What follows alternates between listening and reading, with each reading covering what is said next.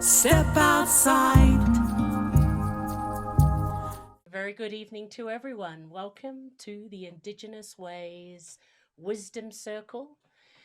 Indigenous Ways acknowledges the traditional caretakers, owners of country throughout Turtle Island, and pays respect to the elders past and present. We want to acknowledge the traditional owners and ancestors of these lands we reside on here in Santa Fe, New Mexico, the Pueblo people, and wherever you are beaming in from, to acknowledge the traditional owners, caretakers, and ancestors of the lands that you are, that you can be here today. Thank you. And Indigenous Ways is dedicated to bridging cultural exchange with people globally. And we want to thank you for being with us live, either via Zoom or on one of our many social media platforms. If you're watching the recording of this, thank you all. Your time is precious and there is a lot going on. So the fact that you're here with us tonight means everything to us. Uh, so, our theme throughout this new series, starting January 2021, is thriving and purpose, going from rising and resilience when we started these virtual events on April 1st. This evening, we will be moderating this event with our gorgeous guest, Ivy, and Ivy Sahneyah. That's spelled S for Sam, Ahneyah, Sehneyah. Hails from the Hopi and Tewa lands. She comes from the Tobacco clan. And Ivy works at the Tucson School for the Deaf and Blind. And we are going to get a little glimpse of what Ivy's world looks like. So, hello, Ivy. How you doing this evening?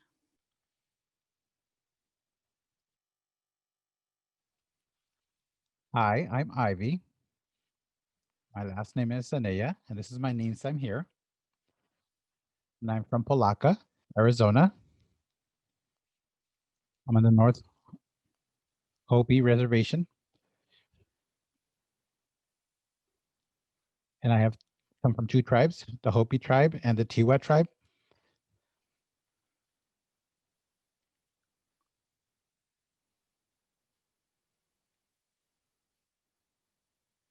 Now, the reason I bring up my tribes is because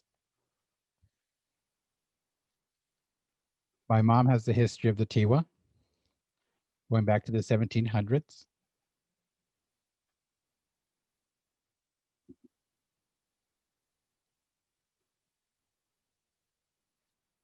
And there is a story that's part of history. And the Hopi people go back to the Mesa. And the Tewa were also on the Mesa.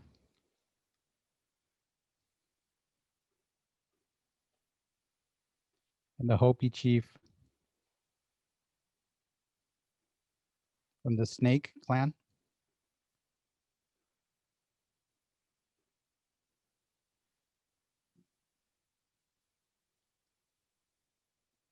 realized that that was the time during the railroad and there was a lot of genocide. And there was also the Navajo and the Apache and the Paiute that had their lands taken and their tribe sizes were reduced. And the railroad was also called the Snake. And so some warriors came together to deal with the situation that was happening and realized that they needed help.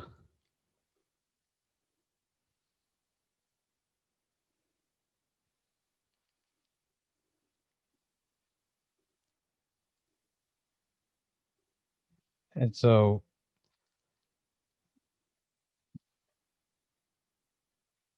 the warriors decided that they need to do something powerful. And so a few of them runners from the Hopi area ran to the New Mexico area to the Pueblo area.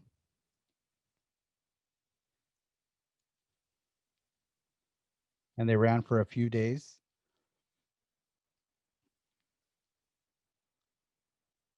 In search of warriors to help.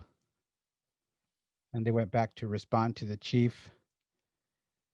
And a couple times the chief responded that there was not enough warriors, and so they had to make several trips and several journeys.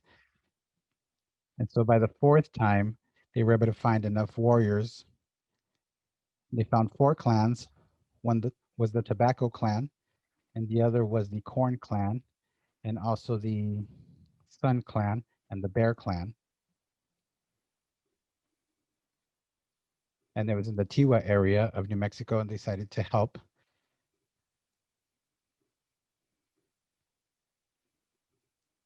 And after the fighting there, they decided not to go back to where they were at. They did want to stay and help protect the community that was there.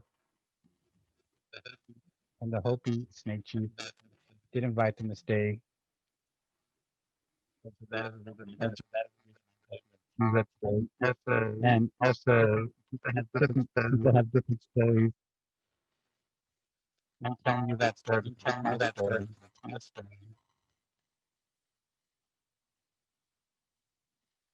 But I am more Tewa than I am Hopi. Although I am both Tewa and Hopi. And the Tobacco clan is Tewa, and I am proud of being in that clan. My name Ivy Sahneyah.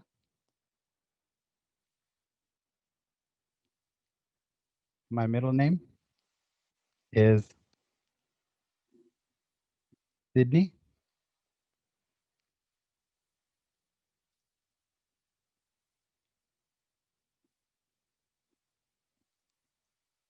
And so my mom gave me that name from my great grandparents, as they were Sydney with an S, Sidney. And on my mom's mother also merged that name. So I have Ivy, my first name, and then my second name, Sydney. It sounds like it'd be spelled Sidney, but it's CY. And then also my last name, Sehneyah.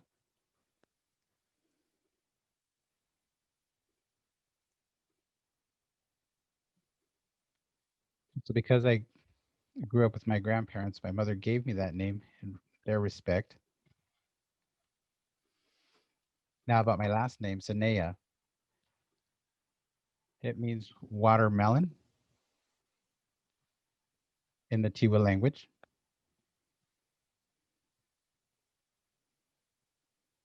My great-grandfather,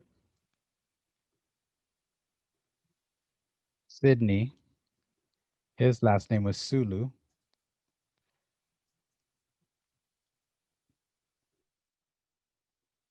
And he worked really hard at growing watermelon. And that was a challenging thing to do. So he was given the name Sehneyah, which is where my last name came from, to honor the watermelon.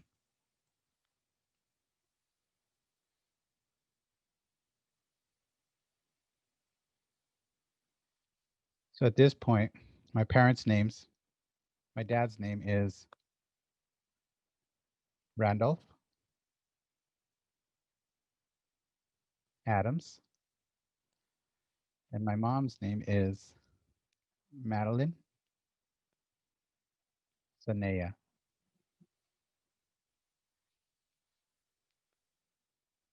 And I have one older half brother, and I have 2 full siblings. So I have 2 brothers and a sister.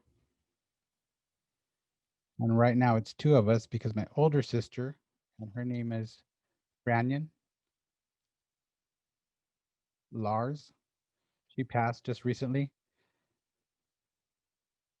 She passed 16 years ago in 2003 of automobile accident and was in law enforcement, was a real good person and had a tender heart.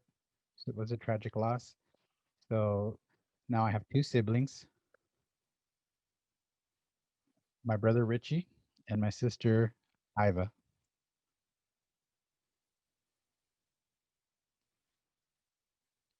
So we've grown up together, and I do want to talk about some of the things I've been through and some of the challenges that I faced in school and in college.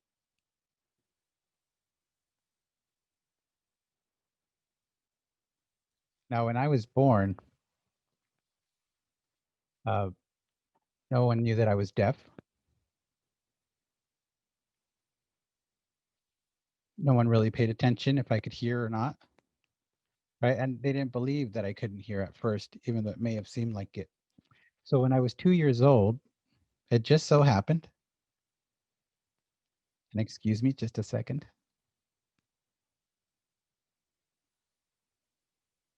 So when I was 2 years old, it just so happened my mother and I were outside. I was playing, and it happened that my mom noticed that she heard a noise from a car. They must have honked the horn or something. And she heard that. And at the same time, my mom was calling me and she would call me out. She, Ivy, Ivy, Ivy.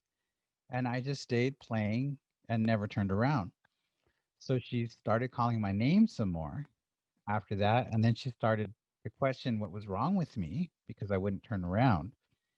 So what happens then also is that my dad noticed that I would wad up tissue paper, like Kleenex, and put it in my ears. And so they both started talking about these things that they were seeing, and they decided to take me to the hospital. And that was a hospital in Keams Canyon, which is a hospital that's been there quite some long time. It's an old hospital. And they weren't able to figure things out there. So then we went to Flagstaff for a specialist who was an audiologist and gave me an exam. And then they figured out that I was deaf, completely deaf. It was shocking to my parents. Now, my parents accepted me for who I am and accepted my deaf identity. My parents were very assertive. So they started taking sign language classes, and then they started figuring out how they could start teaching me. And the first time I learned sign is when I was 3 years old. And I realized now that that was thanks to my parents for them being very assertive and getting involved in learning. And I also started going to school to Head Start, but I still struggled because I was the only deaf student in a mix of hearing students. And at that time, there was no interpreters at all. And my parents worked um, uh, and in special education, and so they had some idea of educational materials, and how to provide deaf education, and were able to improve their awareness on that. And so my parents did work through that. And so I was in Head Start for the first few years, first 2 years. And one of my teachers called me dumb, right? Because they thought I had less of an education because I couldn't hear and because of my deafness. And my mom really challenged that notion. She knew that I had intelligence and that it would show up in time and that things would be all right. So then in kindergarten, a teacher by the name of Sue Jordan, Jordine, and this was Sue's name sign here. She was white and had curly hair. But Sue had learned some sign and was fluent in ASL and was friendly and very helpful and helped me make progress in my signing skills. And Sue is teaching me sign, and the classmates here were hearing, and she also taught them sign. She figured it would help everyone to communicate together and even the playing field. And so that was in kindergarten. First grade, I had the same teacher again. And in second grade, my parents decided that I didn't have sign language interpreters and the classes available to me. So I had to repeat that second grade again. So I had that same teacher again. And then for third grade, I went to a different school. And that was at Holbrook Community, about an hour and a half drive away from where we were at. But they had resources, interpreters, deaf teachers, and whatnot, which meant that from second grade to fifth grade, for those years, it was very challenging for my parents. They had to get up at 4:30 in the morning and get dressed and get ready to get me on the bus. Uh, to make sure that I get there. And about halfway, we would meet another bus, and that was the Holbrook School District bus. So I would have to transfer buses, and then by 6, I'd be making that bus change, and I'd get to school at 8. I'd be at school all day, and then at 3, I would repeat the same trip back home. So I'd make it home about 5:30 or 6 o'clock, which was a lot. And of course, I was tired and sleepy, but that was third grade, fourth grade, fifth grade, and I made it through those years. And I was also learning how to lip read at that time and how to use hearing aids and how to use them. And also in the class, they were teaching sign language. There was a mixed group of kids there. And so those services were provided. And then moving on to sixth grade, I was able to attend a different school. And that was Jedito School. I transferred there and they had interpreter services there.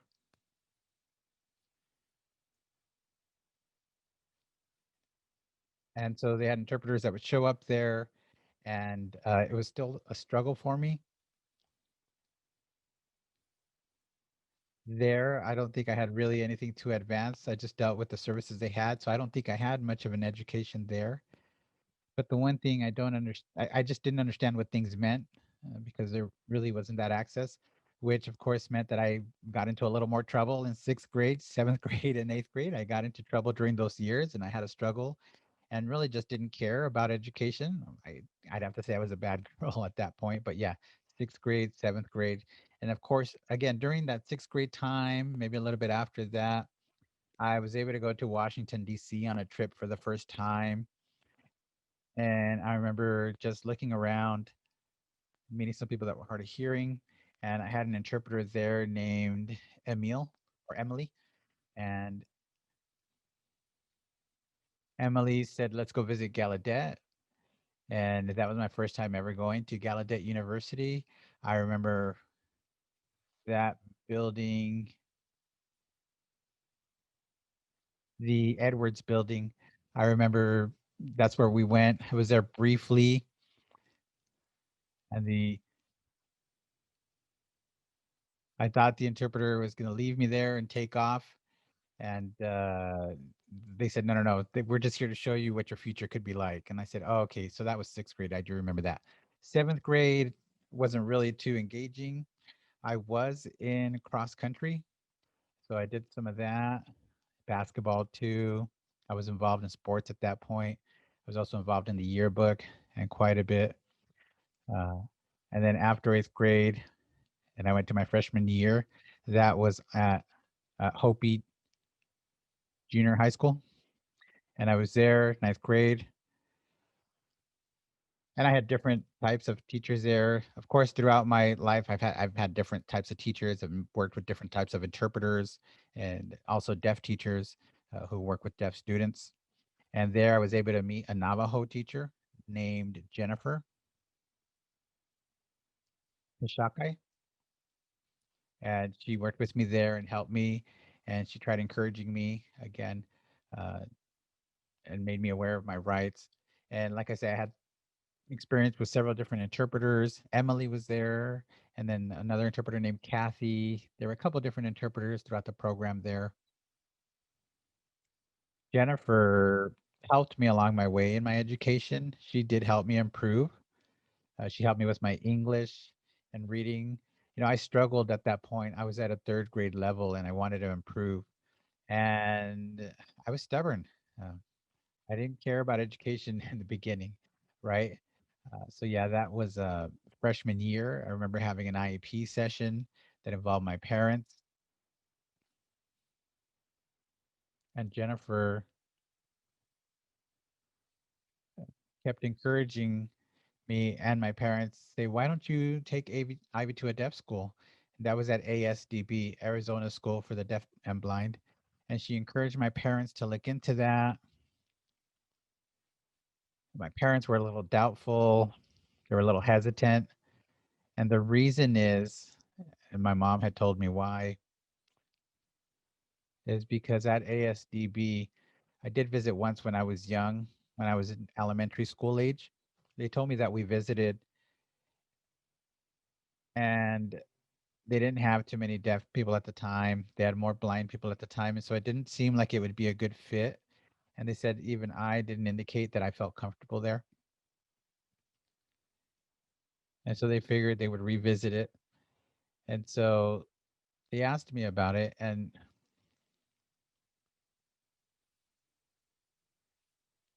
my mom talked to people there in the special education department, and they would ask if I wanted to go, and my mom would refuse because I was too young. And that's back then when it was elementary school. And I realized my mom wanted me to learn indigenous culture first before going somewhere else. That was really my mom's main concern. She thought that if I went to a school for the deaf, that I would be focused on learning deaf culture and I would lose my indigenous or native culture and I would identify differently and not indigenous. So my mom decided to make the most of me at home and teach me those indigenous ways and customs.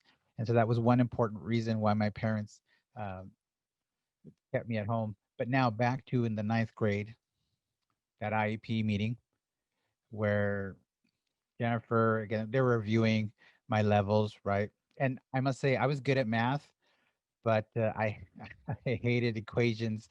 Uh, but I was good at math. My literature, English, writing, and reading was more of a struggle. So at that IEP meeting, Jennifer again, in the discussions, was mentioning that I could reach higher ed and that she wanted me to encourage me to be tough. And she encouraged me to strive and my parents. And she was able to express to my parents that the future, my future, if I go to college and I just stay at Hopi High School to my 12th grade year and graduate and don't go to college, right? If I stay there, I would stay at the level I was at. And so she was explaining to them that if they have me go to college, then I could have a different future. So my parents were thinking about that and decided to accept that route. And then I started thinking about it and I accepted that in life. And I told my parents that I wanted to go to the deaf school, to ASDB, that I wanted to be able to improve my education and strive for more and move on to college possibly. And my parents were very accepting of my decision. And we went ahead. I finished that semester and then I visited ASDB. And I remember it was around Thanksgiving. Uh, I went and visited. And I did enjoy my visit. And then upon my return, I spoke to my parents. And after that semester was over, I transitioned to ASDB. And I remember, ooh, January 13th, I remember that day when I arrived, still 2006. Whew, it's still burned in my memory. I just won't ever forget it. I made it to ASDB and I just wasn't used to things. I was being a little bit overwhelmed, right? I hadn't been around people that signed ASL. And so I was still improving and I was learning. And in my time there, I was able to pick up ASL. Again, I got involved in sports. Uh, at Hopi, I was doing cross country and basketball. And at ASDB, I was involved in volleyball, basketball, track. But they didn't have cross country at ASDB, which was kind of a sad thing. But there was a staff member that suggested I join cross country at a hearing school, but I was kind of scared to do that. And I dropped out that and went to volleyball. So all the way till I was a senior, I was involved and did that and had a lot of fun in sports and picked up a lot of signs. And I saw that I made progress. It was easy for me to improve my English and it was easy for me to improve by the time I was a senior. And in my senior year, I passed The math AIM test, I was able to pass that. I was feeling pretty good about that. And so when I graduated, I decided that my English wasn't up to par and that I had to pick up my English level so that I could go to college. And so postgraduate, I stayed for postgraduate education to do more. And I noticed still that I needed to improve my English. So after those 2 years, I was able to successfully pass my writing by improving those writing skills. And my reading skills were still weak, but still they told me that I passed, that I improved. And then I took the PCC test, Pina Community College test, PCC test. They have a assessment that they give, and I was able to pass the assessment, which meant that I was ready to go. 310. 310 was the high school degree. That's what they called it there. And so I had the 310, which included some graduate, some 308.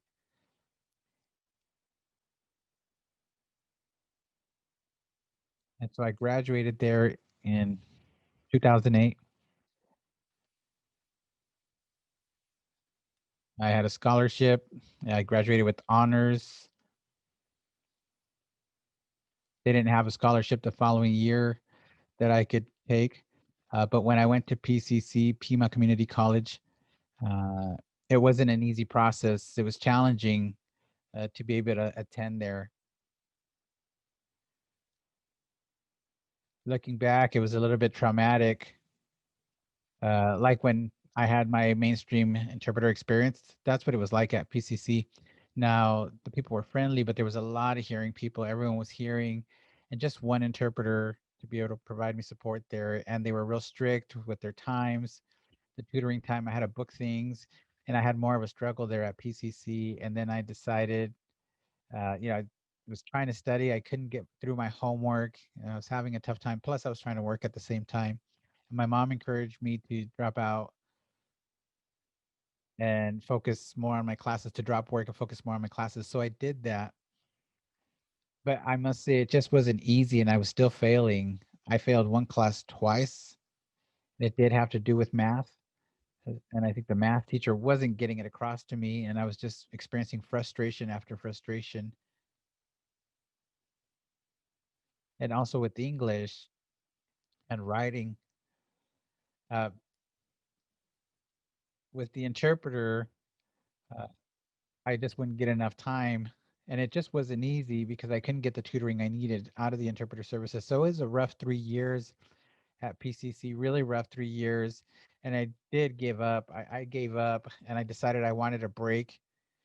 And I let the counselors know that I would take a break just to settle myself down, give myself a gap year. There was just so many challenges, one after another.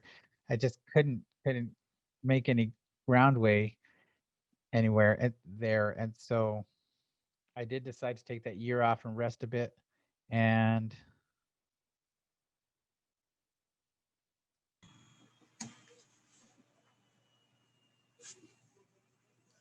All right. Are we ready with the second interpreter? Excellent. So I decided to take that break, and I realized that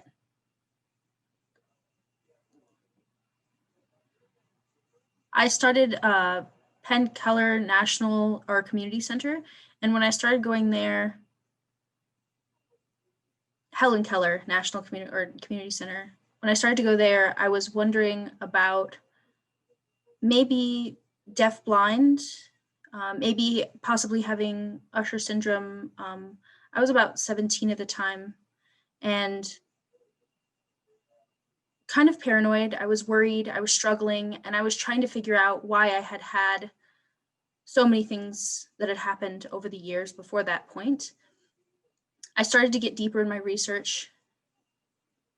And as I was looking into things and looking into the deafblind experience, trying to learn Braille, I saw a sand kite. It was this long island. I went in, and the Sand Point on Long Island, and I thought it was just so cool. I learned so much at Helen Keller National Center, and I was looking and studying and learning all these things.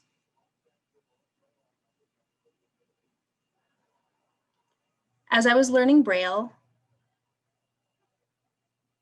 it took me about 8 weeks, and then I had an evaluation. And then after that, I had to add some time. I didn't feel like I had enough experience. And Helen Keller National Center, it didn't seem to be going well. I didn't feel like I was improving my education. I didn't feel as independent. Really, the goal at the end was going to be improvement, and it wasn't good enough. So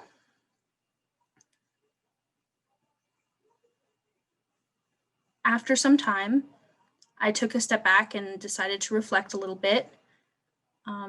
I felt like the Helen Keller Center was using me for their funding, and I didn't feel right about that. So after some thinking, I made the decision to travel.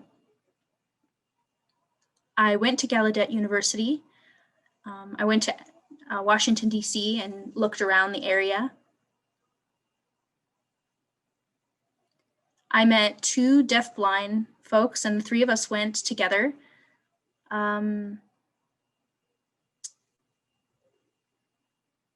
It was one of the buildings on campus. We were walking around, and as we were going along,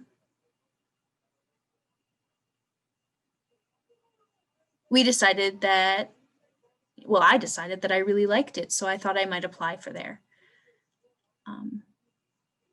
When I expressed interest in applying, I asked my case manager if I could transfer there, and the case manager expressed some hesitance, actually told me no, not to, and started to give me all of these different excuses and ideas of what they thought I should be doing. And I really wasn't sold on it. There was a man named James, or Lames, who was talking to me at the time. He was my counselor, and he was more supportive. He wanted me to apply for Gallaudet University, and he was really encouraging me to make this decision. He gave me a lot of great paperwork. We looked at it together, and eventually the call was made.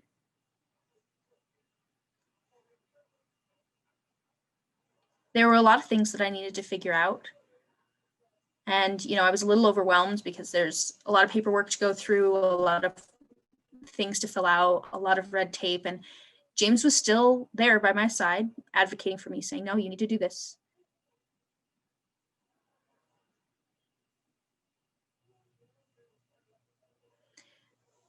After a little bit, the case manager finally conceded. We had a little bit of a struggle. They wanted to keep me. I said no. And as I'm getting all my things ready, making all the calls, putting all of my affairs in order to move out and start my education there, my credit card was declined.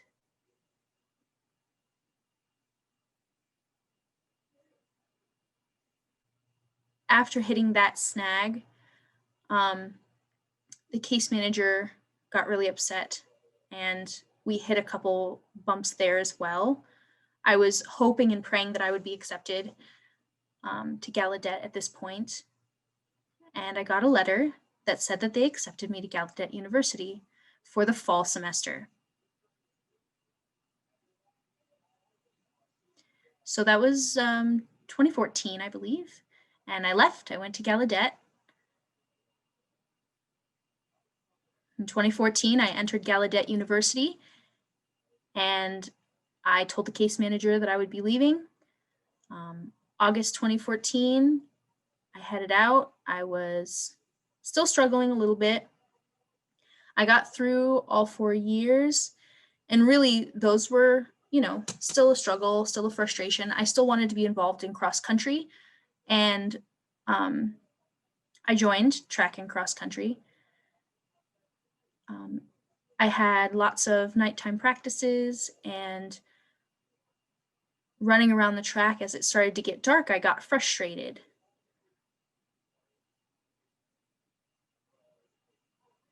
And the coach finally approached me and noticed that I wasn't improving enough. We decided from there to figure out some accommodations for being deafblind. I needed to change some things about my life and fix some dependencies that I had to become more independent myself. I adapted by getting a headlamp, and that was really good for me. My team really supported me at this point so that I could be successful in cross country. It just really helped so much to have that guidance, that support all through my years at college. And as I received my diagnosis as being deafblind, I felt that things just got better and better. I had access. I had so much help.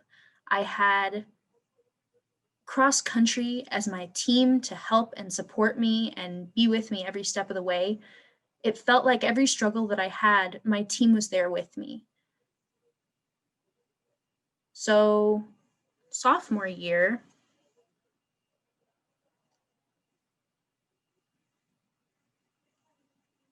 I decided that I wanted to teach math, and an honor mark hall old teacher, algebra teacher, I discussed it with them and discussed it with a teacher of mine. So I had to take math courses as well as education courses. It felt really hard because it was like studying two majors at the same time. And really the department at the time, the math teachers were letting me know that, you know, I wasn't doing enough or I wasn't successful enough. And I was getting really frustrated at this point. So I decided to switch majors. I decided to do design, media design. And going into my sophomore, junior, and senior years, I started to really excel. I was incredibly thrilled. A lot of the other students were very friendly.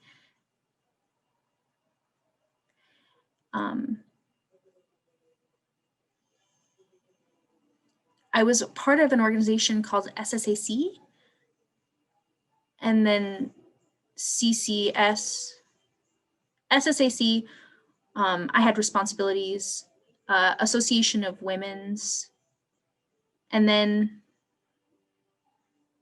I was doing several things. I was taking chemistry classes. There were a lot of time management things that I had to figure out. My team that was in the Women's Association at the time worked with me through the remaining years of my college time, my undergraduate study. And then because I had switched majors, I was a little bit behind, but I had to make things up. I did end up receiving an award at one point. I had a GPA of 3.76, and I was feeling very challenged.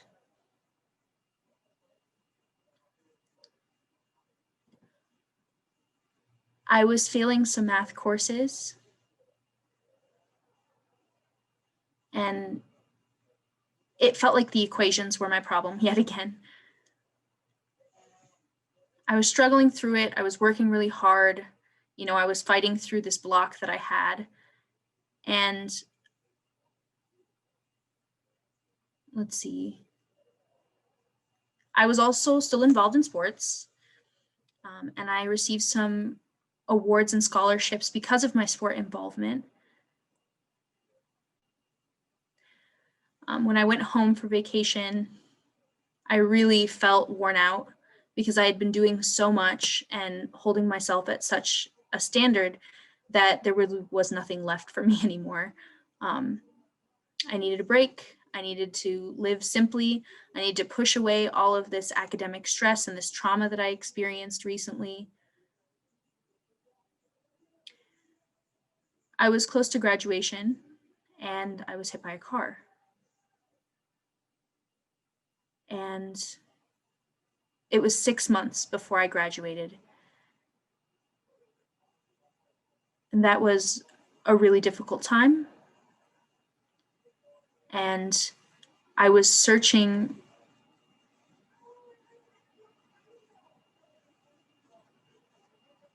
for some help. My nieces and my nephews helped take care of me. And I had some interviews, looking for work, trying to make ends meet. I was looking online. I was looking around the Grand Canyon area. I saw that there was a dorm that was hiring. And that just happened to be at the School for the Deaf and Blind that I work now. And I noticed that there were some really wonderful resources. And it felt like a really good decision. The community was wonderful. All of these challenges and things that I had come up against in the past, it felt like I could be honest about that, especially when I was interviewing. And as I was going through and making the decision to start this job,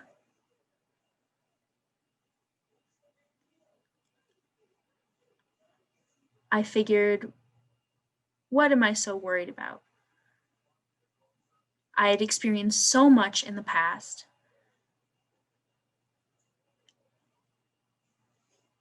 And so I started working. I packed everything up on a Friday and I went to Tucson. I had to get moved into a new area. I had to, meet some people. I was up all night setting everything up. It was really frustrating. That was a struggle. It isn't great to be up all night. I struggle when I don't have sleep. It's important for me to be able to sleep. And now working with kids, it's incredibly rewarding. Thank you so much, Ivy. Wow.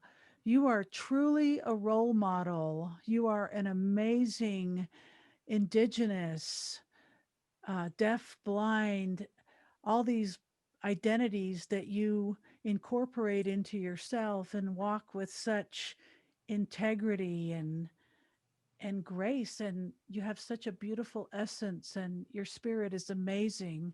I really wish we had more time, but you answered a lot of questions that I wanted to ask you in one. And but for now, I want to go ahead and thank you so much, Ivy.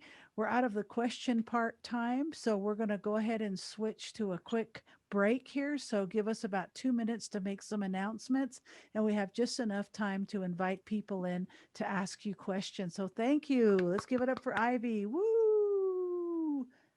Thank you, Ivy, for that. And uh, what's happening on Saturday? This Saturday, we have the beautiful Keith Sokola, legendary native musician, who will be blessing us in the concert series at 3 o'clock. We do the concert series every the third of the month. So we'd love you to join us. It's the same channel if you want to come through Zoom or any of our social media at 3 o'clock if you can join us live. And then at the end, when he's finished, we're going to invite, like we will very soon, everyone to come in and ask questions or do comments. The next Wednesday, we've got the beautiful Karita Coffee, who will be here same time, 6 o'clock on the 20th. These are all possible thanks to our sponsors making all our virtual events free. There's no cost. Also, all our events have ASL interpreters, making access available for all. We started the 1st of April last year with the theme of rising and resilience. 2021, as the beautiful Ivy was sharing about her journey and thriving and her amazing purpose of what she took us on. But all of these events are possible thanks to the Native American ad- advi- ad- advised fund, the New Mexico Arts, WestAF, and the Santa Fe Community Foundation. Also, these are possible because of our incredible individual sponsors. So, thank you for supporting us. If you want to know more, please, above my head is our website, IndigenousWays.org. And there you will find those artists that are coming up, more about Ivy and all the amazing things that we have been doing through this circle. A lot of you know that we have been doing emergency relief runs to Black Mountain in Arizona. We last week did our 6th run, dropping off emergency supplies, PPE, food, firewood, water. We just did our COVID test today, and we've been negative after isolating. And so we will be going at the end of February, taking supplies again up to Black Mountain, also to the McKinley and San Juan counties. If you want to know more, contact us, hello@indigenousways.org. If you know of people out in those areas in New Mexico and also where we're going in Arizona. All of this is possible because of your belief in what we're doing, whether that be in the Indigenous Ways virtual events where we are now, or through the Black Mountain Relief Run. If you are able to donate in this time, we know that there's so much difficulty out there, why we're doing a lot of things we're doing, and you're able to donate, the information is there on our website. Also, we have PayPal and Venmo. Now, in saying that, it's this wonderful time that if you're in Zoom and you want to speak to Ivy, you might have something to say or a question for her. It's that time that we encourage you to turn your cameras on when you find them. While you're doing that, I just want to go to our social media. Thank you, Ivy, for pushing this and all your friends. We've had a lot of people in through social media. So while people are in Zoom turning on their cameras or finding where they are, I want to go to Janie Immerman, who is in New York. Janie says, "You, Ivy, are a power of example to never give up." Narissa Bond, who is in Norfolk, Virginia. in Virginia, she says, "Powerful woman. Thank you for taking us on your amazing journey." She says, "Thank you, Ivy."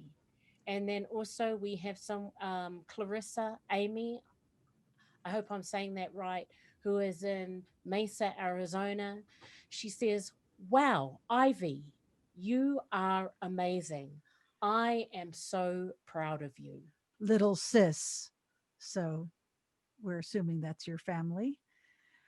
Okay, everybody, let's go ahead and get started with whoever wants to start. If we don't hear from anybody, I'll call some names. If you want to join, please do. Anybody? Caleb Wolf. Okay, let's go ahead and start with Missy, my sister Missy, our sister. Hi there, Ivy. So good to hear your story and everything that you have done in your life. What an accomplished life, and just how wonderful that you've been able to experience the richness of your culture, and also the richness of, also being able to communicate in deaf culture and the Braille and all that stuff. It's so empowering to see how somebody can just really make the most out of everything that they have in their life. And that's what I try to do too. And I find that, it's sometimes, it's just like you have to really, I have to be in gratitude, for everything that I have. and focus on that, focus on everything that I have and everything that I have to work with. And then I can make my life beautiful in that way. And so it's really beautiful to hear your story and how you grew up in Hopi, and how your mother really empowered you in your culture. And then it sounds like you got a lot of really good support and education along the way, but you really applied yourself, to everything that you were experiencing so that you could get the most out of it. And it's very inspiring for me. So thank you for being here. And I'm really happy to see you and get to know you. Tasha's voice here. Thank you very much, Missy. And let's go on down the list. Samantha, would you like to say anything? Samantha Moore.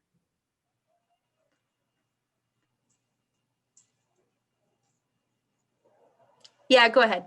Go ahead with your comment.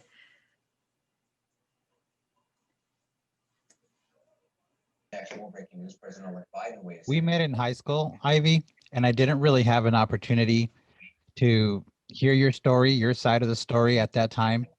So I'm able to hear your story now, and I see all your growth. And I'm very curious, Ivy, to ask you, growing up, you learned traditional indigenous ways. Do you feel that along the way, you also learned deaf culture? And now that you see both the indigenous ways and you see deaf culture, and you see those both extents together, are you meeting more indigenous deaf tribal individuals? Are you meeting more deaf indigenous people is what I'm asking. Yeah. Yeah. Hold on.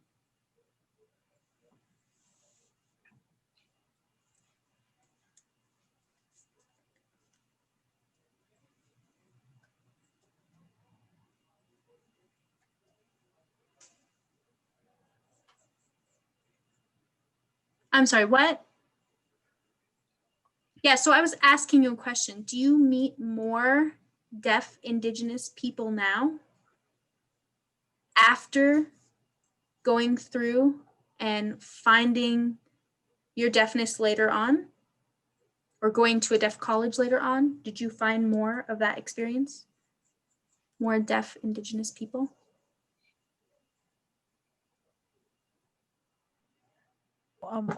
I'm wondering, Samantha, if you have Ivy's contact information, if you can ask her that question.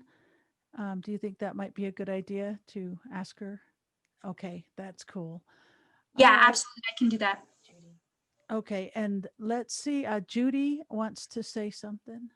Yeah, let's change the spotlight real quick. Okay, thank you, Samantha. I wanted to thank Ivy for your talk, and I'm amazed by your persistence and how you overcame obstacles and were able to have so many allies to help you along. And I was going to ask you what teaching is like, but I think we're running out of time, but I'd love to hear that sometime. All right, this is Tasha's voice. Thank you very much, Judy. And Autumn did want to say something. So Autumn, would you like to say something?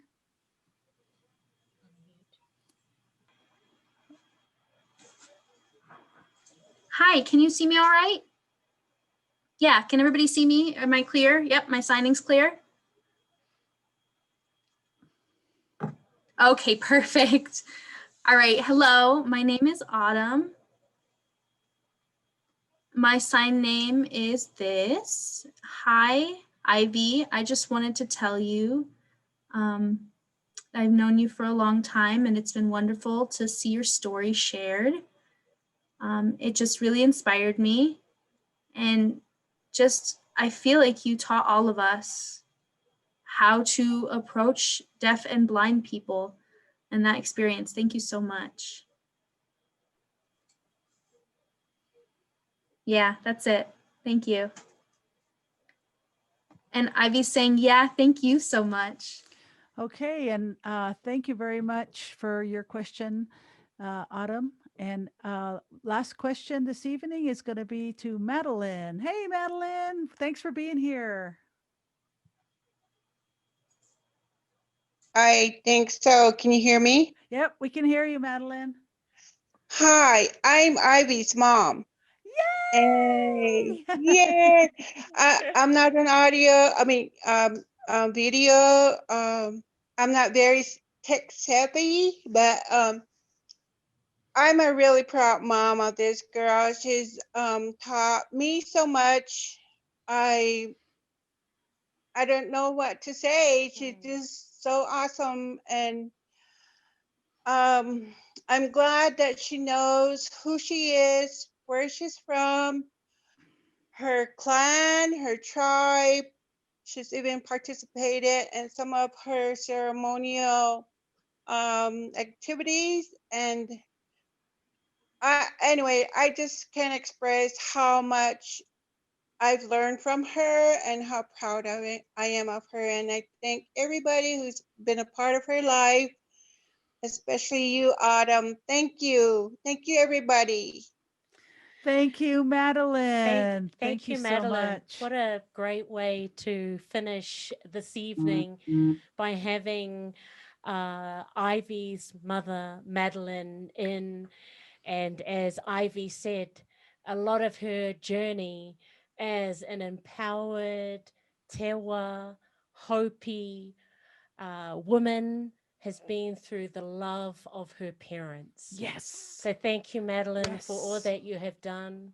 Thank you, Ivy, for the extraordinary journey of you showing us of how you have thrived, your extraordinary purpose as an empowered Indigenous woman, and sharing a little bit of that with us this evening.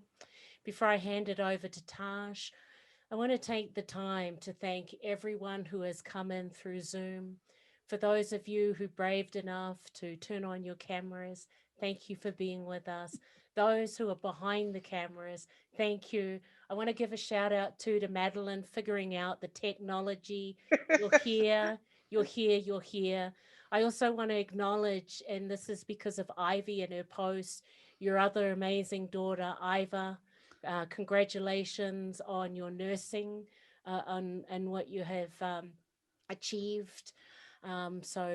Two amazing children. I know you have more children, but very honored in that.